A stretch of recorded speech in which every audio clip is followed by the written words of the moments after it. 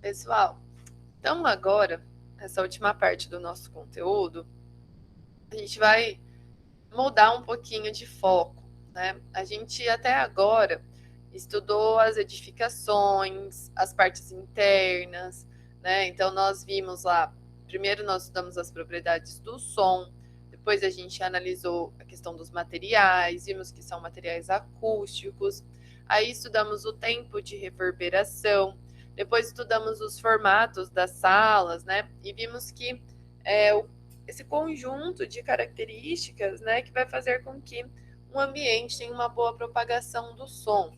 Além disso, também estudamos a questão do isolamento, né? Então, como que a gente faz para que o ruído não passe de um ambiente para o outro, através da laje, através da parede, os tipos de ruídos que a gente tem. Então, a gente deu uma focada mais na edificação em si. E agora, nessa última parte, a gente vai falar de acústica urbana. Então, a gente vai falar da área externa, a gente vai falar de cidade, a gente vai falar de vegetação, de barreiras, tá? Então, claro, a gente continua tendo como foco o som, ele continua sendo o elemento principal do nosso estudo. Mas agora a gente vai pensar isso lá do lado de fora. Então, quando a gente insere a nossa edificação no meio urbano, né, a gente sempre tem que pensar que tanto a nossa edificação está interferindo no meio, como também a nossa edificação vai sofrer interferências do meio. Isso, gente, não só em acústica, mas em qualquer outro fator relacionado a conforto, relacionado à parte de urbanismo, né? Então, mesmo que às vezes a gente diga assim, eu não gosto de urbanismo, eu não vou trabalhar com urbanismo, né? Mas por menor que seja o projeto que a gente está fazendo, pela menor, for uma casinha pequenininha lá que a gente está fazendo, de alguma forma nós estamos interferindo nesse meio urbano, né? Então a nossa construção ela vai ter alguma interferência, né? No caso da acústica, a gente tem algumas questões que nós vamos ver, né, durante as nossas aulas, mas o vento tem influência nesse sentido, e a partir do momento que eu instalo uma edificação, ela pode, né, mudar ali a questão das direções do vento. A gente tem também os ruídos que podem ser produzidos nessa edificação que eu estou inserindo ali, assim como os ruídos das outras edificações, das vias, né, de tudo que a gente tem no entorno, também podem interferir naquela edificação que eu estou projetando e que vai ser instalada ali no meio urbano.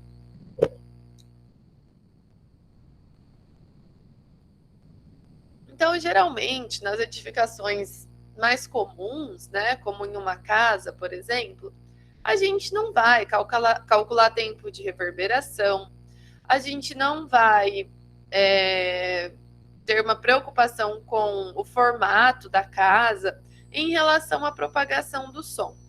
Mas uma coisa importante é que a gente tenha controle dos ruídos externos, né? Então, muitas vezes, né, até quando às vezes eu estou aqui apresentando ou quando vocês estão apresentando, a gente percebe, né, que de vez em quando vem algum barulho, né, lá de fora, um caminhão que passa, uma moto, pode acontecer, sei lá, de ter um helicóptero, um avião, então são todos ruídos externos. Então a gente nessas edificações, né, a nossa única preocupação, assim, acusticamente falando, é de conseguir controlar esses ruídos que vêm lá de fora. Então, quando a gente fala de acústica urbana, a gente está pensando nisso, nesses ruídos de ordem externa, daquilo que está fora da edificação, que são os ruídos que a gente chama de ruídos urbanos.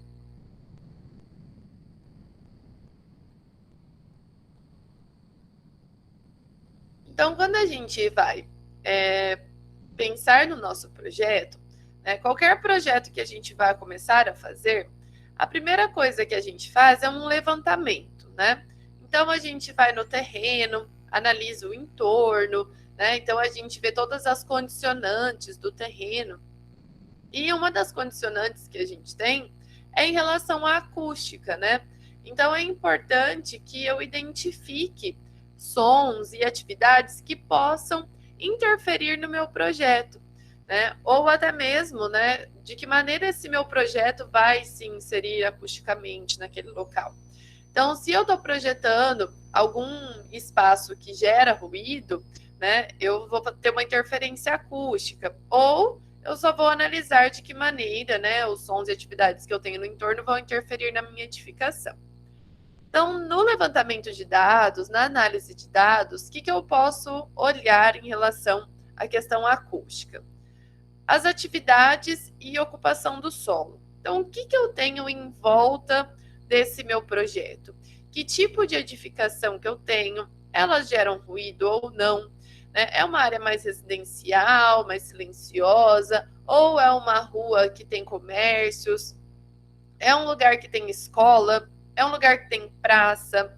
Que tem parque? Tudo isso pode influenciar acusticamente, né, a minha edificação, porque pode gerar mais ou menos ruídos.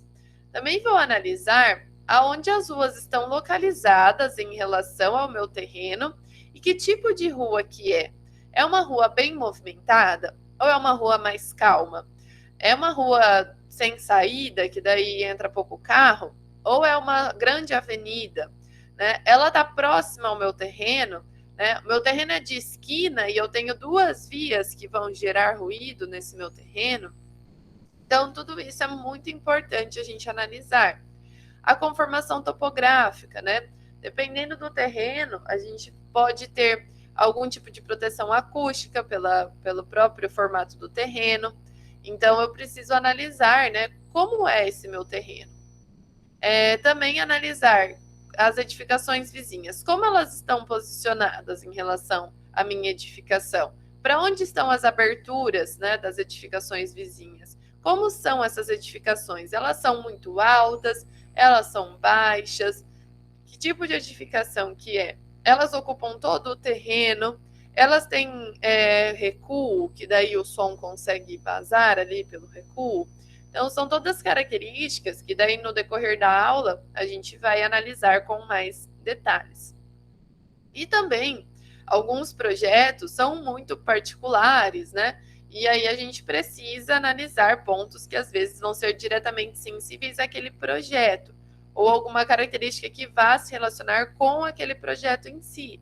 Por exemplo, se eu estou projetando um hospital, eu preciso ter um cuidado ainda maior com essa questão do ruído, né? Então eu vou ter que analisar ainda mais esses pontos, né, com um pouco mais de cuidado para que eu consiga ter um ambiente mais silencioso.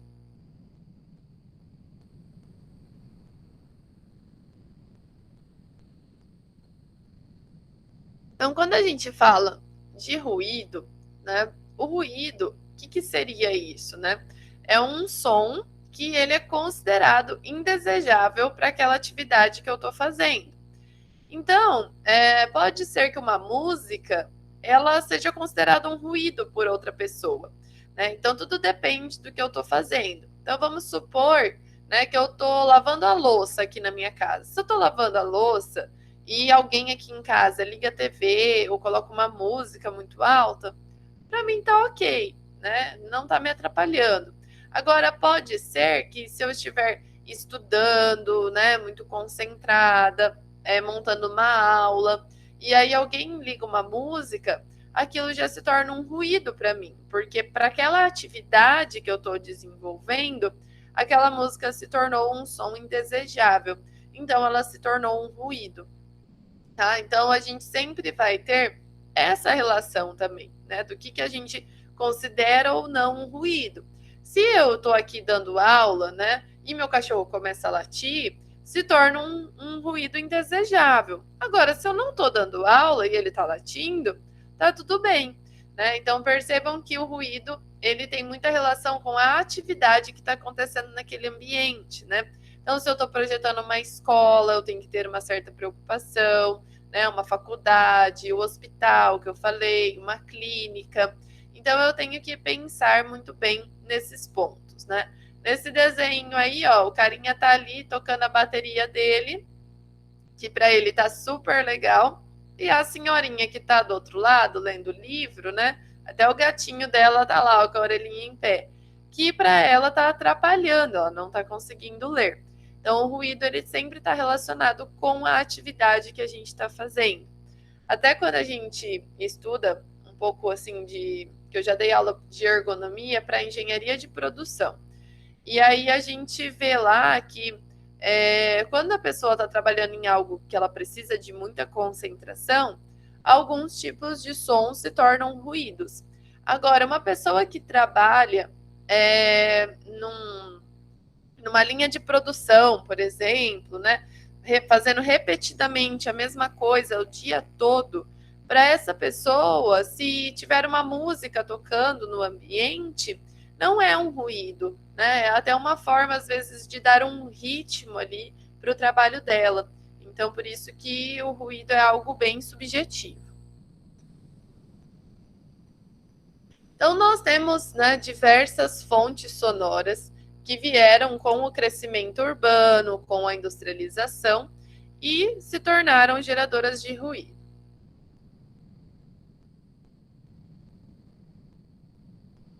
Então, quais são essas fontes, né?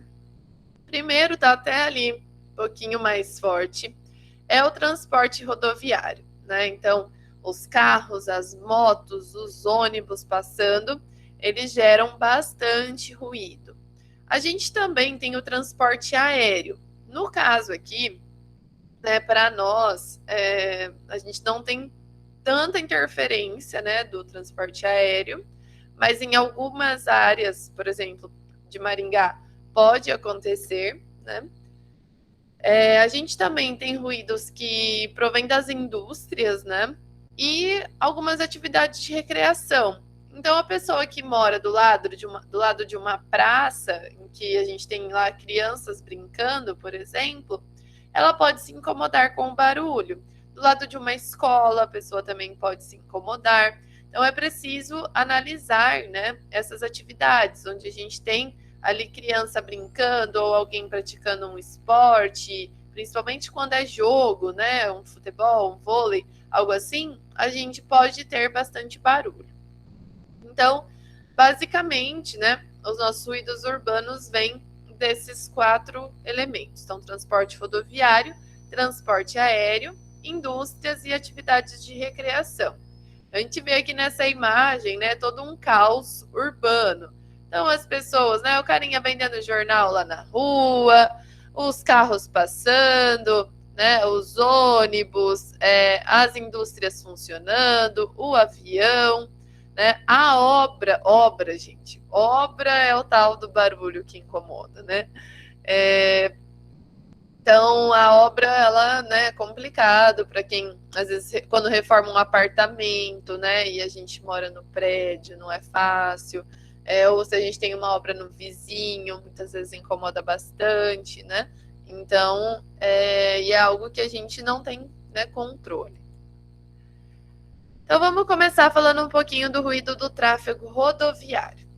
Então, em relação ao tráfego rodoviário, tem vários fatores que podem aumentar ou diminuir o ruído de tráfego. Então, o primeiro é o tipo de rodovia e as suas condições de manutenção. Então, a gente, né, tem diversos tipos de ruas e de rodovias. Em cada uma delas, as pessoas podem andar com velocidades diferentes. Então, a gente tem lá as vias principais, né? A gente pode andar numa velocidade maior, nas vias coletoras, menores, nas vias locais, velocidade menor.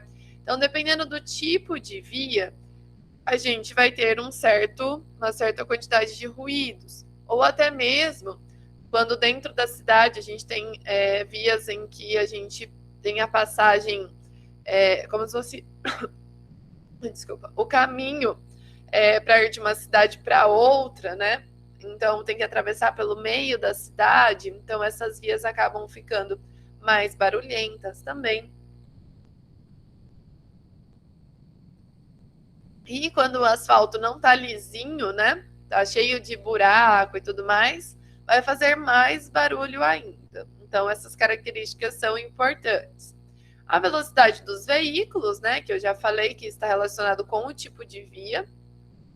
Quanto mais larga é a via, mais, né, vias a gente tem ali, mais rápido os veículos andam, né? Quando a gente entra numa rua estreita, às vezes que tem assim carro dos dois lados, a gente vai mais devagar, né? Então, a velocidade dos veículos, quanto mais rápido eles estiverem, maior o ruído que vai fazer. E também o tipo de veículo. Então, tem ruas em que vai passar apenas carros e motos. Tem ruas que vai ter um grande tráfego de caminhões, e aí isso vai influenciar no ruído também, tá? Então, esses pontos, né, tudo aquilo que caracteriza o tipo de pista e o automóvel vão influenciar no ruído urbano gerado naquele local. E também, em alguns casos, a hora do dia é um fator determinante. Então, tem ruas que nos horários de pico, elas são super movimentadas, né? Ali cedinho, na hora do almoço e no fim da tarde. E em outros horários é mais tranquilo. Então, também é algo a se observar ali quando a gente faz um levantamento de dados, né? Se a gente tem momentos mais ruidosos e outros não. Então, o ruído de tráfego, né? Cada carro ele está gerando ali o seu ruído, porém a gente escuta lá um ruído como uma fonte linear, né? Então é como se a gente tivesse um único ruído que vem de todos aqueles carros que estão se deslocando ali, né? De vez em quando um carro se destaca mais que o outro, né? Mas a gente escuta aquele ruído geral, assim, de todos os veículos que estão passando naquela rua. No caso dos transportes aéreos, né, o pior momento é quando a gente tem a decolagem e a aterrissagem, né? Então, são as partes que ocorrem em torno ali do aeroporto. As pessoas que trabalham no aeroporto, principalmente ali naquelas áreas em torno dos aviões, vocês podem perceber que elas sempre estão de protetores auriculares. Por quê? A turbina do avião, nesse momento ali de decolagem e aterrissagem, ela fica ali acima do limiar da nossa dor, né? Lembra lá que a gente tem, quando começa a 0 decibéis, é quando a gente começa a escutar o som, e quando chega lá nos 140 decibéis, a gente já não suporta mais. E aonde entra aí a turbina do avião, né? Começa a doer já o nosso ouvido. Então tem que ter os protetores, né?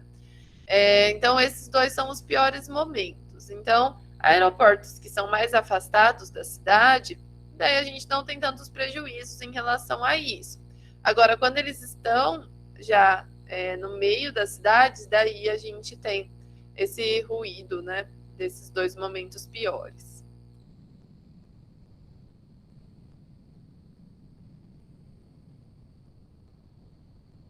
Agora, com relação à indústria, geralmente a gente vai ter uma preocupação maior em relação ao trabalhador, né? Porque geralmente as indústrias elas já estão mais afastadas do centro da cidade, né? Dificilmente tem vizinhos assim que são residências.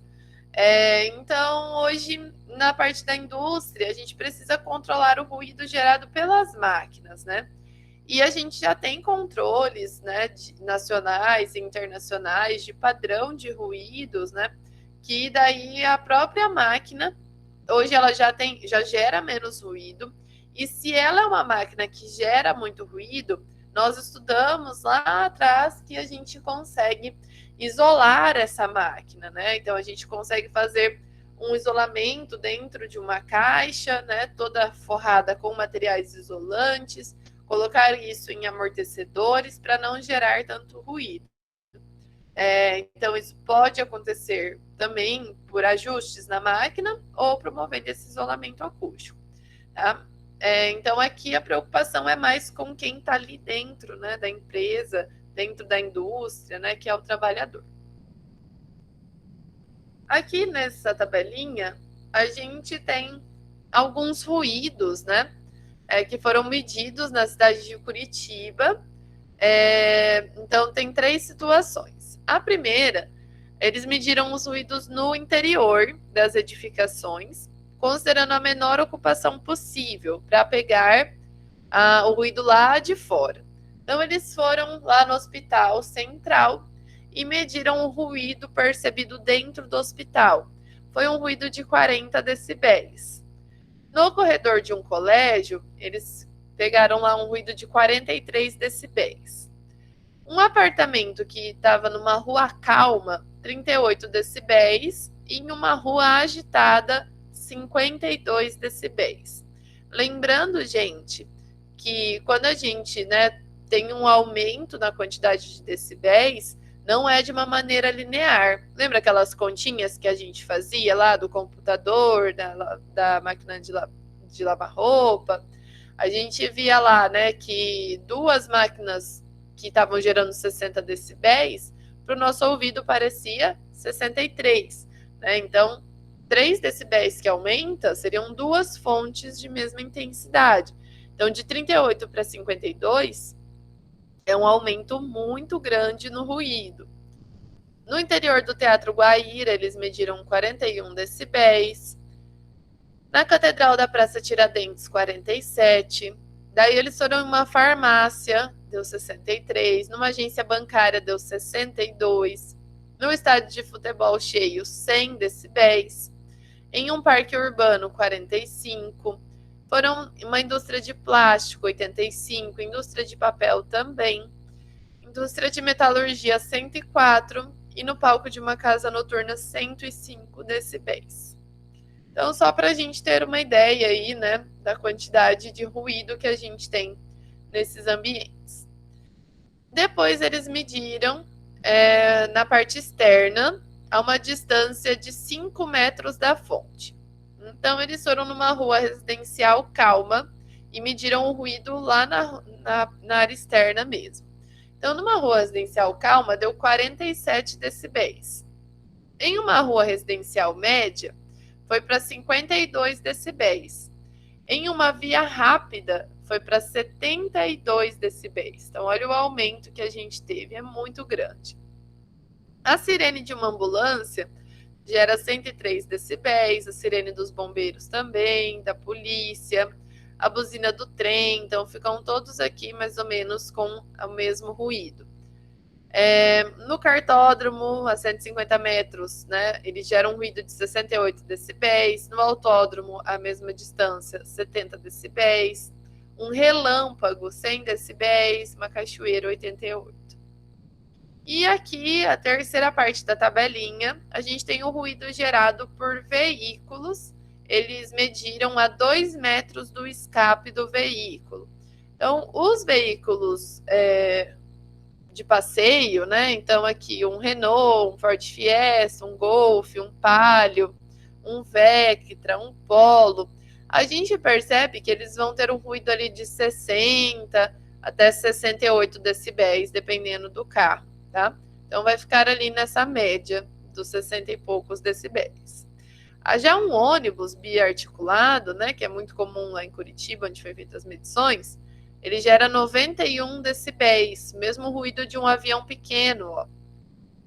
O Boeing 737 já vai para 108, uma aeronave militar 110, um caça 135. As motos, gente, fazem muito barulho. Uma moto de 750 cilindradas, 104, e uma moto de 1000 cilindradas, 106, tá? Então, a gente percebe bastante o ruído das motos, além de tudo, alguns são mais agudos, acabam se destacando. Beleza? Então, só para vocês terem uma ideia aqui, dos ruídos, como eles, como são, para vocês, por exemplo, eu escuto lá uma sirene de ambulância, uma coisa que incomoda bastante. Então, olha aqui, quantos decibéis que são, para a gente ter uma noção.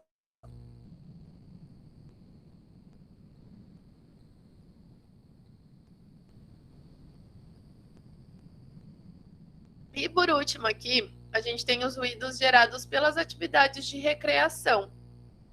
Então aqui são os ruídos produzidos em ginásios de esportes, em parques, em praças, em quadras. Nesse caso, a gente sempre tem que estar atento à questão de horários. Então, pode ser que eu vá lá num dia fazer um levantamento lá do meu entorno e naquele momento eu não perceba que pode ter um ruído gerado por uma atividade de recreação. Então, é sempre bom eu analisar, né, se tem algum ginásio ali por perto, se tem alguma escola que vai ter, né, quadras, ginásio. Então, porque eu sei que em algum momento, né, a gente vai ter esses ruídos.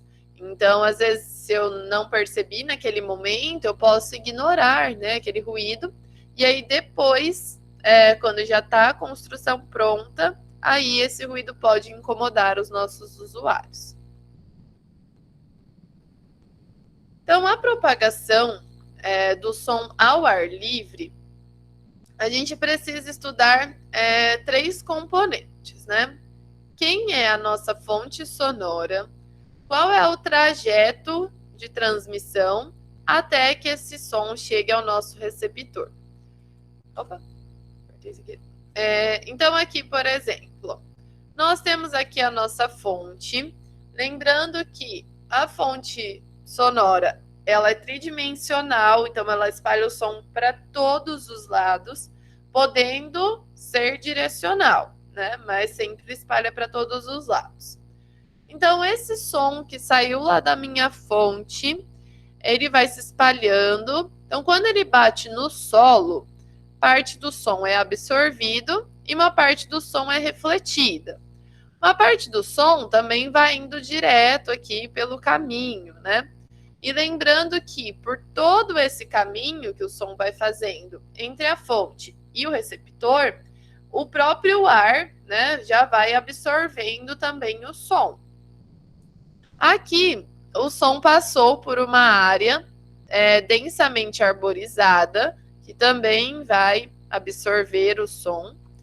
Nós temos também a questão dos gradientes de vento e temperatura, que eu já vou explicar para vocês. Então, o vento, né, se ele estiver a favor ou contra a minha fonte, ele vai, né, ajudar aí na propagação ou atrapalhar.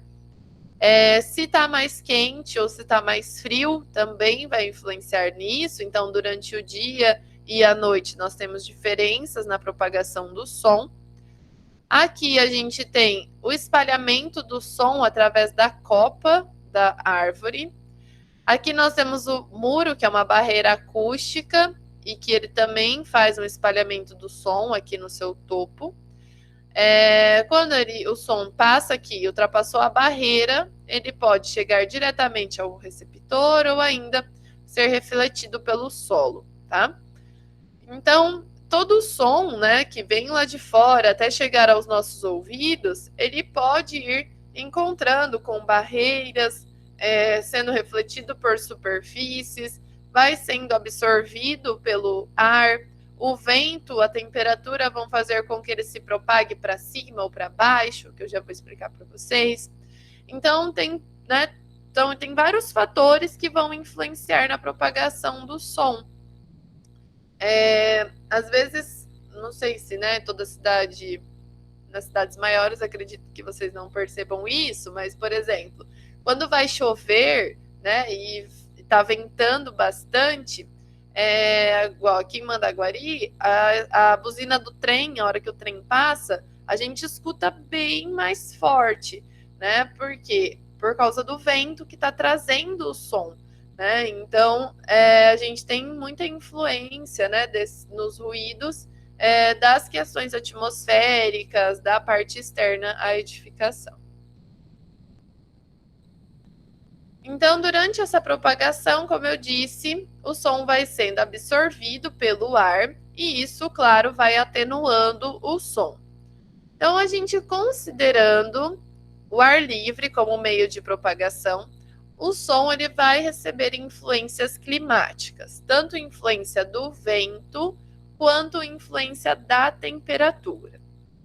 Então, vamos lá. Primeiro, vamos falar do gradiente de temperatura.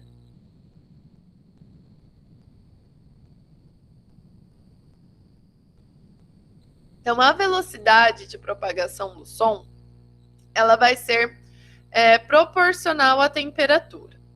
Se a gente tivesse um gradiente de temperatura zero, que isso quer dizer o quê? Que eu tenho a mesma temperatura perto do solo e conforme vai subindo, eu tenho a mesma temperatura.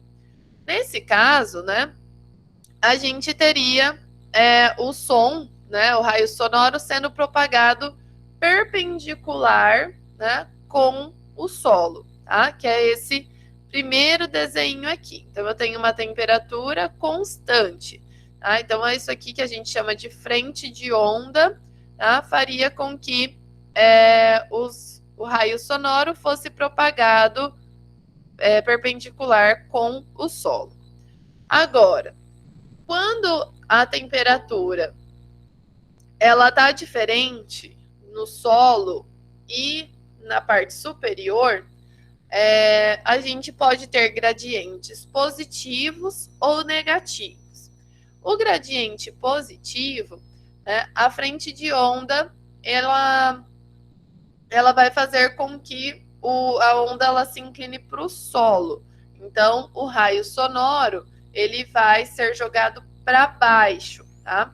Que é essa situação B aqui, tá? Então, aqui eu tenho um gradiente positivo, tá? Então, aqui perto do solo, a temperatura está mais baixa e lá para cima a temperatura está mais alta. Então, isso vai fazer com que o meu raio sonoro seja jogado para baixo. E quando... Opa! Tá certo. Eu que achei que tinha que passar aqui primeiro. Eu coloquei esse slide aqui no meio e esqueci. Então, aqui o raio sonoro está sendo jogado para baixo. Quando que isso acontece? Isso acontece durante a noite, tá? Que daí o solo ele vai se resfriando e aí ele vai ficando mais frio, né? E aí a gente vai tendo o som sendo jogado para baixo, tá? Então o gradiente positivo, desculpa, ele acontece durante a noite.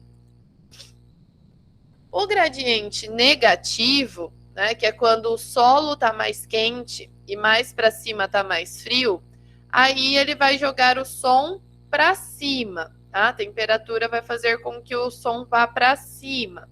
E isso vai acontecer mais durante o dia. Então, a nossa frente sonora, ó, ela está inclinada, né? Então, o nosso raio sonoro é jogado para cima. Então, é uma situação tipicamente diurna, tá? Então, durante o dia, o solo está aquecido pelo sol e a temperatura de cima está mais baixa, né? E aí, a noite inverte. Então, o que acontece durante o dia? O som, ele é jogado para cima. Então, próximo do nível do solo, nós temos aqui o que a gente chama de sombra acústica, tá? Então, pode acontecer num ambiente ao ar livre, por exemplo, né? Onde a gente quer ter uma propagação do som. Depois a gente até vai falar sobre concha acústica, essas coisas. Então, daí o som ele acaba indo para cima durante o dia. Então, para apresentações ao ar livre, a noite é melhor do que de dia. Tá? Então, à noite, daí, quando o solo começa a esfriar, o som ele é jogado para baixo. Tá? Agora, em relação ao vento, né? Quando a velocidade do vento aumenta verticalmente para cima, a gente tem um gradiente de velocidade de vento positivo, né? Então, a gente tem a propagação, né, do vento quando a nossa fonte está a favor do vento, que seria essa situação aqui. Então, o vento está indo na mesma direção que a fonte. Então, nesse caso, né, a gente tem o som se propagando para o solo. Então, o raio sonoro incide, né, para o solo.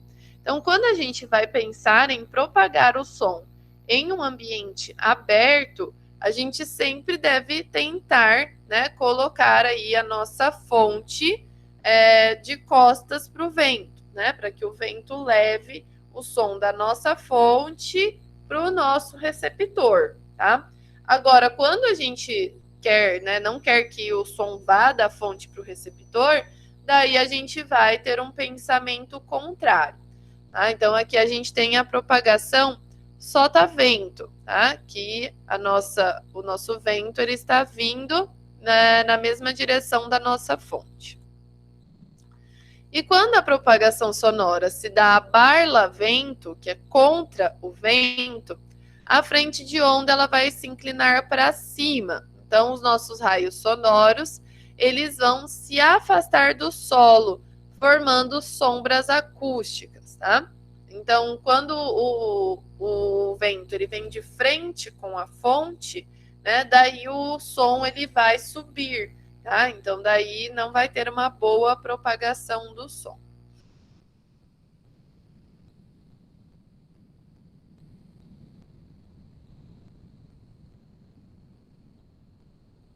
Beleza, gente? Então, em relação à temperatura, durante a noite, a gente tem uma melhor propagação, porque a gente tem o gradiente positivo, ele joga o som para baixo. Durante o dia, a gente tem gradiente negativo, ele joga o som para cima. Em relação ao vento, se eu estou a favor do vento, né? A favor no sentido que o vento está na mesma direção que a fonte está se propagando, eu vou ter uma boa propagação. Se está contrário à fonte, eu vou ter uma sombra acústica, porque o som vai para cima. Além desse fator da absorção que vai acontecendo no ar, do vento, da temperatura, a gente também pode ter uma atenuação sonora através do solo. Então, quando a gente tem lá a nossa fonte e o nosso receptor, nós temos raios diretos, mas nós também temos raios refletidos, mesmo do lado lá de fora. Então, tudo vai depender, né, de qual é a cobertura desse solo. Então, se eu tenho um solo mais reflexivo, né, vai refletir mais o som. Se eu tenho um solo mais absorvente, como vegetação, vai absorver mais e refletir menos. Então, isso pode atenuar, né, um pouco o som, também dependendo, pode amplificar o nível sonoro. Então, a gente tem que ter esse cuidado. Muitas vezes, o fato de ter um jardim em frente à casa vai ajudar a atenuar o som, porque quando o som vier lá de fora e ele bater na grama, ele vai ser absorvido mais do que se eu tivesse tudo impermeabilizado, né? Tudo com revestimento, né? Então, a gente tem essa questão. Então, o tipo de cobertura do solo, né, vai influenciar muito nisso. Então, o que eu disse, é um solo macio, né, que tem grama, que tem elementos vegetais, ele atenua mais o som refletido do que uma pavimentação totalmente impermeável, né? Um solo duro, que daí pode amplificar o som, tá? Então, a vegetação ela é sempre muito importante em todos os sentidos, né? Então, na parte de iluminação, na parte de iluminação natural, conforto térmico, aqui nessa parte da acústica urbana, né? Então, o que eu tenho de revestimento vai influenciar no aumento ou na atenuação de ruído. Além disso, também, o formato do meu terreno pode influenciar, né, em como o som vai ser refletido. Então, até aquilo que eu falei lá no começo, que muitas vezes a gente precisa analisar a topografia do local. Então, quando eu tenho uma topografia, como nesse caso aqui, né, uma espécie de um morro, eu gero uma sombra acústica aqui nessa região, e como o perfil ele é convexo, né, ele espalha o som. Então, ele se distribui, né, para várias áreas. Agora, quando eu tenho uma mesma situação, né, tipo de um morro e a minha fonte está aqui, mas o meu perfil é côncavo, os raios convergem de volta para onde está a nossa fonte, né? Então, eu acabo tendo uma concentração sonora. Então, aqui onde está a fonte, o ruído se torna cada vez maior. As próprias edificações, elas vão atenuar o som né, de um dos lados. Então, se aqui a gente tem o ruído acontecendo e aqui a gente tem uma edificação, desse lado de cá a gente tem uma sombra acústica e desse lado aqui a gente tem uma intensificação do som. Então, quem mora, vamos supor, num apartamento com as janelas viradas para a rua, sofre bem mais com os ruídos, né, de tráfego aqui, do que quem está com as janelas viradas para o meio da quadra, tá? A não ser que, né, também tenha contato com a rua. Mas se não, né, é mais silencioso para quem mora voltado para o meio da quadra. Um outro ponto importante da gente pensar também é quando a gente tem implantação de vários edifícios com fachadas paralelas que formam aquele corredor, igual a gente tem ali no Novo Centro, na Avenida Horácio Racanello, que praticamente todos os prédios, né, pelo menos nas suas partes térreas e primeiro pavimento ali, eles não têm recuos, eles são um grudadinho no outro. Ali, gente, o ruído ele se torna cada vez mais intenso. Por quê? Conforme a gente vai tendo os ruídos urbanos, eles batem nessas fachadas, voltam para a avenida, intensificam ainda mais aquele ruído urbano, porque não tem por onde sair, não tem recuo, né? Então, isso acontece quando a gente tem as fachadas paralelas, né? Corredores de fachadas paralelas. Agora, quando a gente trabalha com as fachadas descontínuas, né, que é o que geralmente a gente tem nas áreas mais residenciais, então que a gente tem esses espaçamentos entre as edificações, como a gente está vendo nesse desenho, a gente já não tem tanto essa concentração dos raios sonoros, eles vão embora ali por entre as edificações, né? Então, a gente tem uma intensificação menor do ruído quando a gente trabalha com recuos.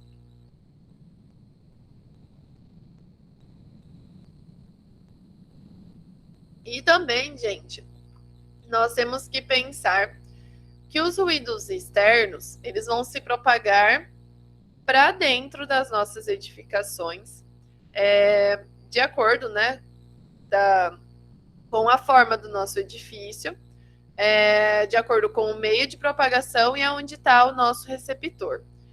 Então, a gente sempre tem que analisar, tá, esses 3 pontos. Então, aqui nesse caso, né, a gente tem 2 receptores aqui, tá vendo? Esse receptor, ele tá bem no caminho do som. Então, aqui está a nossa fonte, aqui está o meio de propagação e aqui está o nosso receptor. Então, eu tenho uma incidência sonora direta.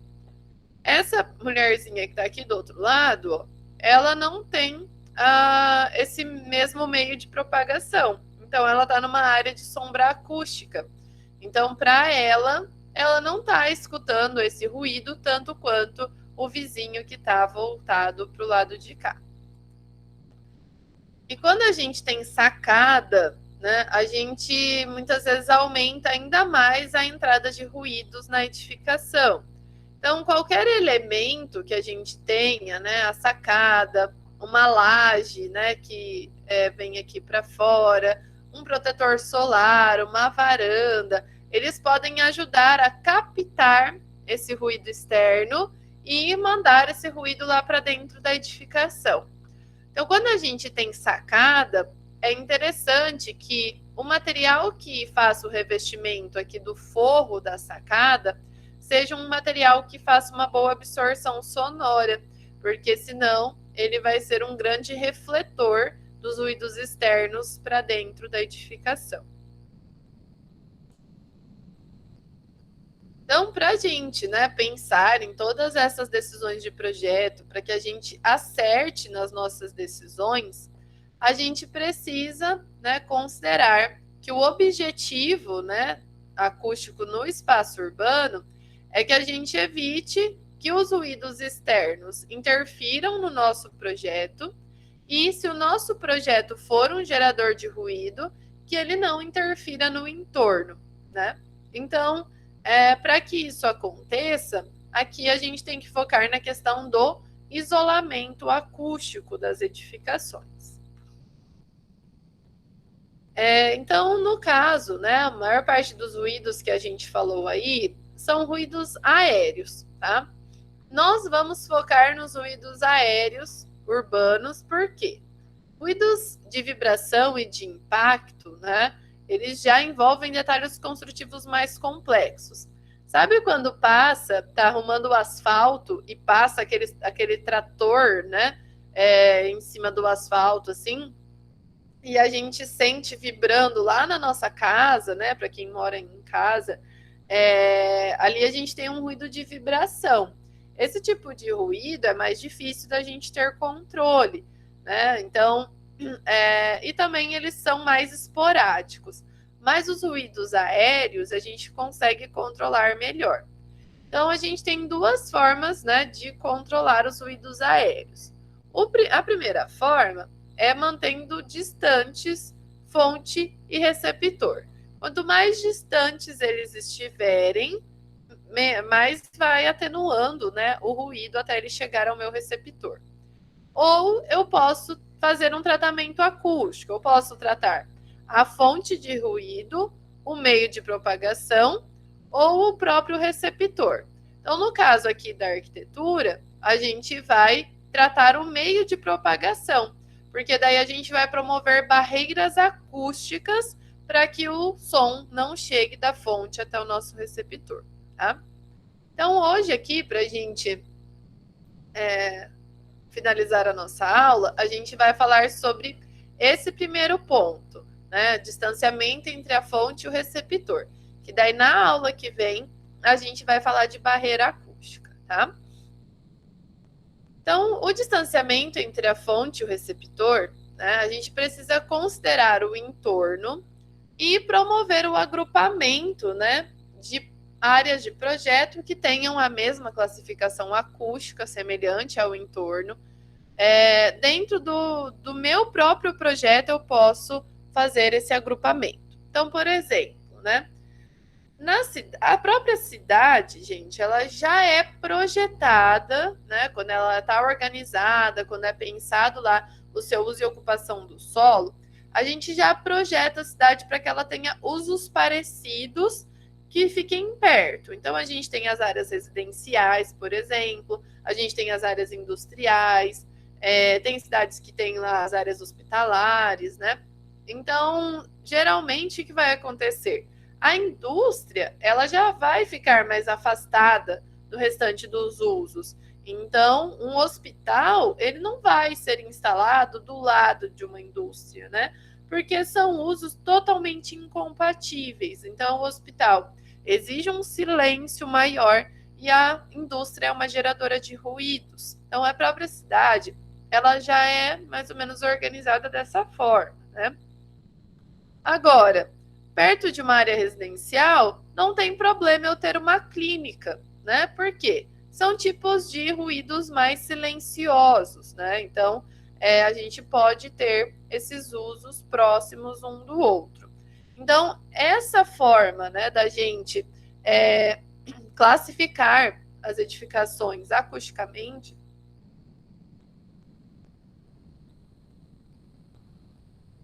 a gente vai agrupando, né, edificações que tenham o mesmo tipo de preocupação acústica, uma próxima à outra.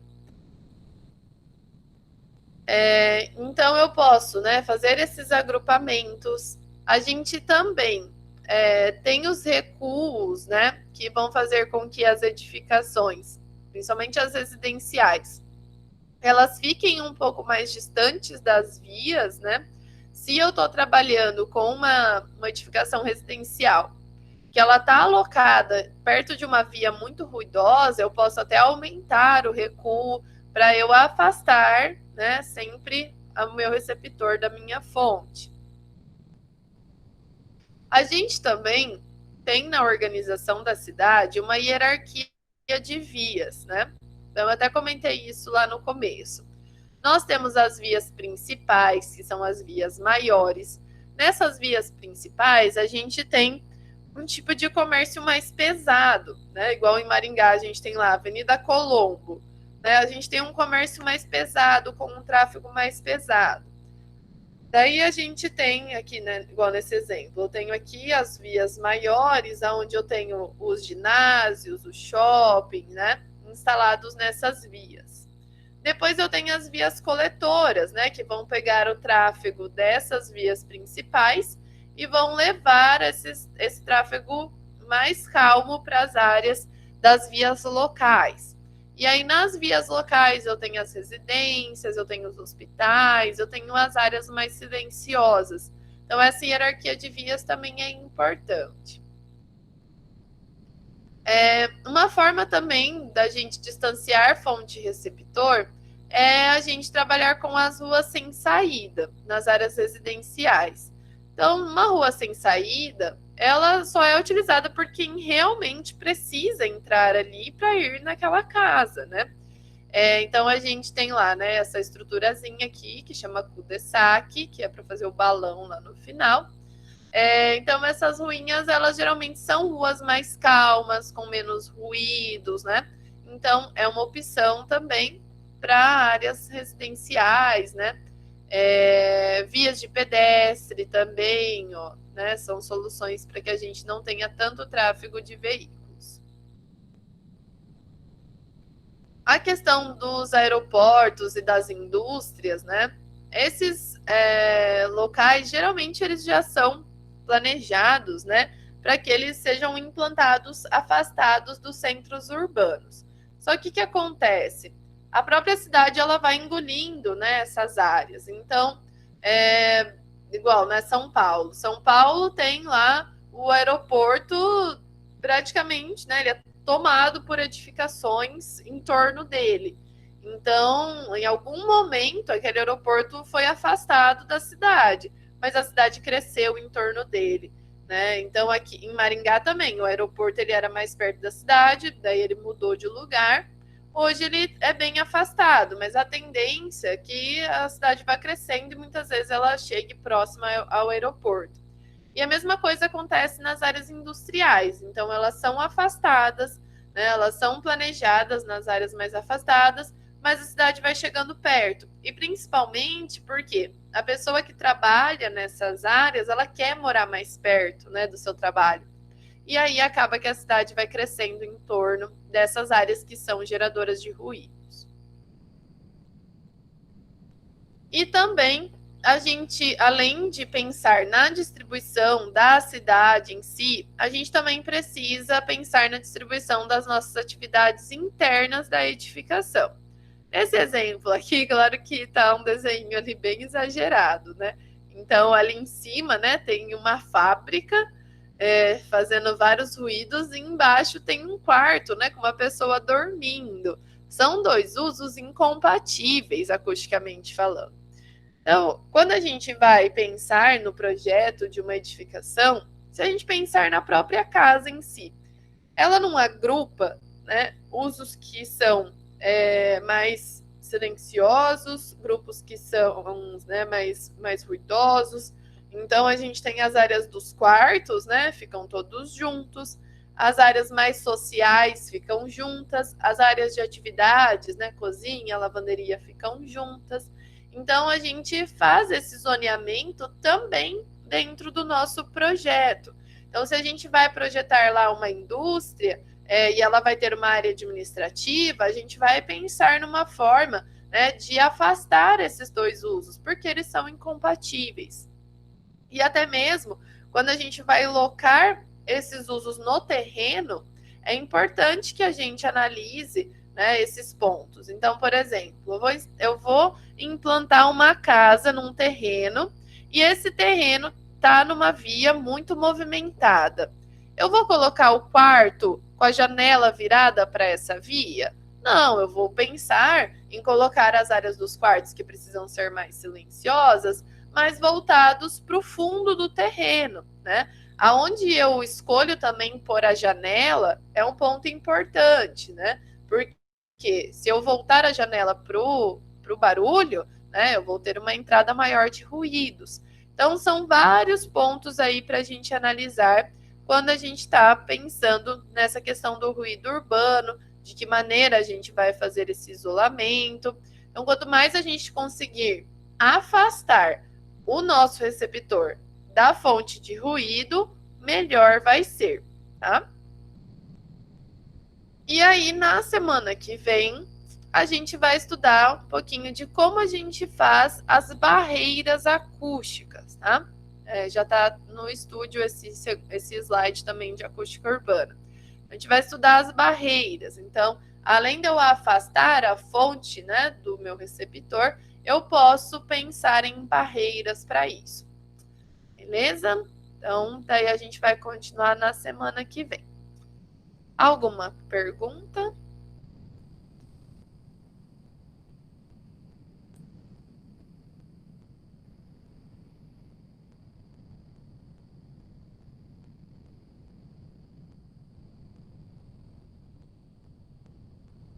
Gente, a Natália está perguntando ali sobre as provas. As provas vão começar no dia 30, tá? E vai ser igual no semestre passado. No horário da aula tem a prova, tá? O Paulo acho que vai colocar o calendário para você. Ele, não sei, ele tinha falado acho que ia colocar ontem. Ele deve colocar agora por essa semana, tá? O calendário de provas. Mas vai ser no mesmo esquema do bimestre passado, pelo que ele passou lá pra gente. A nossa prova é no dia 1º, tá? Na terça-feira, no horário aqui da nossa aula, tá bom? Na semana que vem, a gente já vai finalizar nosso conteúdo, tá?